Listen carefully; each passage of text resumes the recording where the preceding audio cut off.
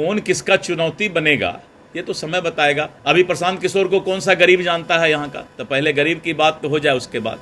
नमस्कार, आप देखना शुरू कर चुके हैं लाइव सिटीज को। मैं नाम अभिषेक है। बीजेपी के प्रदेश अध्यक्ष दिलीप जायसवाल ने प्रशांत किशोर को लेकर बड़ा बयान दिया है। दरअसल उनसे पूछा गया था, एक पत्रकार ने सवाल पूछा, क्या प्रशांत किशोर बीजेपी के लिए चुनौती है? ऐसे में बीजेपी के प्रदेश अध्यक्ष दिलीप जायसवाल ने साफ साफ कहा, ये तो वक्त ही बताएगा कि कौन किसके लिए चुनौती है, लेकिन उनको बिहार का कौन सा गरीब जानता है, तो पहले गरीब तो जान ले। तो बड़ी बड़ी बातें कही हैं। राहुल गांधी को लेकर निशाना साधा है कि 55 साल की उम्र में वो अपने आप को युवा नेता कहते हैं। ये लोग तो रोजगार छीनने का काम करते हैं। कई सारी अन्य बातों को लेकर भी कहा है। पहले सुनिए क्या कुछ कह रहे हैं। राहुल गांधी को मैं राजनीतिज्ञ मानता ही नहीं, क्योंकि अभी इतने उम्र बीत जाने के बाद भी वो युवा ही कहते हैं, युवा नेता। तो अगर 55 साल में लोग युवा नेता रहते हों तो फिर युवाओं का क्या होगा? तो ये लोग युवाओं का रोजगार छीनने वाले लोग हैं, जो कि बुढ़ापे में भी अपने आप को युवा कहते हैं। तो पूरे देश का युवा इस बात से चिंतित है कि जब राहुल गांधी अभी तक युवा बन के नेतागिरी करेंगे तो हम युवाओं का क्या होगा? ये समस्या एक बहुत बड़ी आने वाली है। इसीलिए वो जात पात की बात तो अलग है, पहले तो युवाओं का हक छीनने वाला नेता इस देश में नहीं चलेगा। जातीय आधारित गणना पूरे देश में कराने की बात कर रहे हैं, सदन में लेके। भाई इसमें हमें ये समझ में नहीं आ रहा है कि जातीय जनगणना में लोगों को दिक्कत क्या है? क्यों इस पर सवाल हम कर रहे हैं? ये सब तो बहुत छिछलापन है, छोटी राजनीति है। पॉलिटिशियन को भी अब थोड़ा सा अपना स्तर ऊंचा करना होगा, चाहे वो किसी भी पार्टी के नेता हों।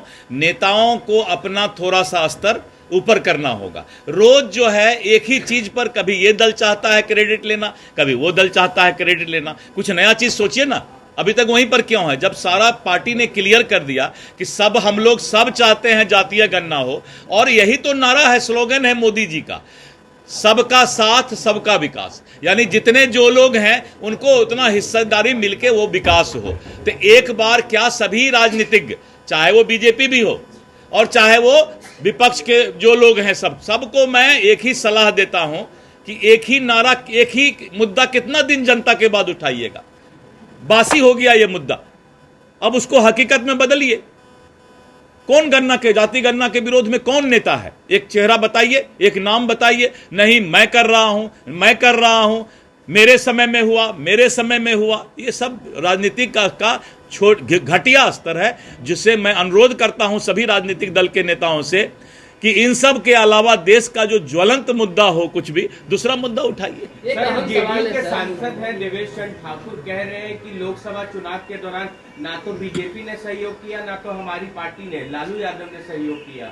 देखिए, ये उनका व्यक्तिगत जो भी बोले हो, अभी हमने सुना नहीं है। जब हम सुनेंगे तो उस पर बताएंगे आपको। नितिन गडकरी ने पत्र लिखा है निर्मला सीतारमण को कि टैक्स घटाया जाए, जो है बीमा कंपनी, जीवन बीमा जो होते हैं।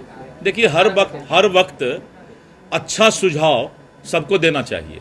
मैं राजस्व मंत्री का जब कुर्सी संभाला तो मैंने कहा कि मंत्री का कुर्सी भ्रष्टाचारी नहीं होगा, और मैंने कहा कि अंचल कार्यालय के नीचे जो राजस्व कर्मचारी के साथ कुछ दलाल, माफिया, एजेंट गरीबों को ठगने का काम करते हैं, तो लोगों ने कह दिया कि अपने पार्टी के भ्रष्टाचार, बोल रहे हैं कि अपने विभाग में भ्रष्टाचार है।